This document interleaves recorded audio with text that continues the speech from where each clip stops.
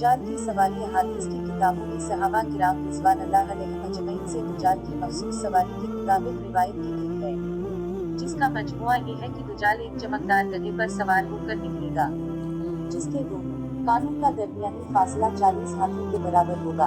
दज्जाल इस गधे पर सवार होकर समंदर में इस तरह दाखिल होगा जैसे घोड़सवार अपने घोड़े पर सवार होकर एकदम नदी में दाखिल हो जाता है।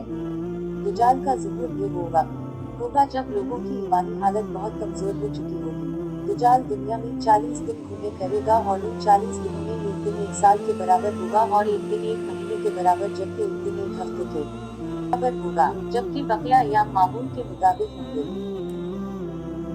दज्जाल की रफ्तार, दज्जाल के लिए जमीन समेट दी जाएगी, यानी वो बहुत तेज रफ्तारी से सफर करेगा और सूरज के गुरूब होने के मकाम पर उससे पहले पहुंच जाया करेगा। समंदर का पानी इसके टखनों तक पहुंचेगा। दज्जाल के पास 70,000 की फौज होगी, जिसके ऊपर सब्ज रंग की चादरें होगी, यहाँ तक कि वो अबू अल-अमराक के टीले पर आकर ठहर जाएंगे।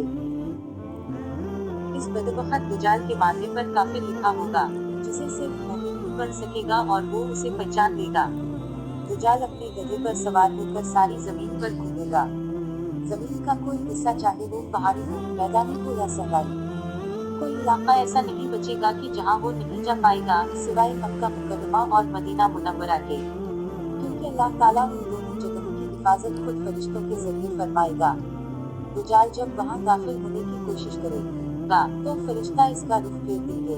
इन अहादीस की बुनियाद पर यहूदी खास तौर पर गधे की तज़ीम करते हैं और वो अपनी खुफिया इबादतों में गधे को जरूर शामिल करते हैं।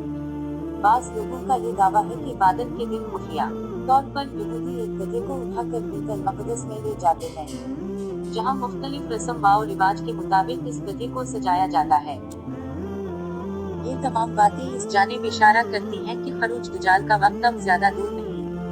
बिलाशुबा ये फितनों का दौर है और इस वक्त इंसानियत दज्जाल और दज्जाल की क़ुव्वतों के फितने अजीम की तरफ बढ़ रही है। लिहाजा दज्जाल की क़ुव्वतों से आगाही रखकर ही हम अपनी नस्लों और अपने ईमान की हिफाजत कर सकते हैं। अल्लाह पाक हमें और हमारी आने वाली सब नस्लों को दज्जाल के फितनों से महफूज रखे। आमीन।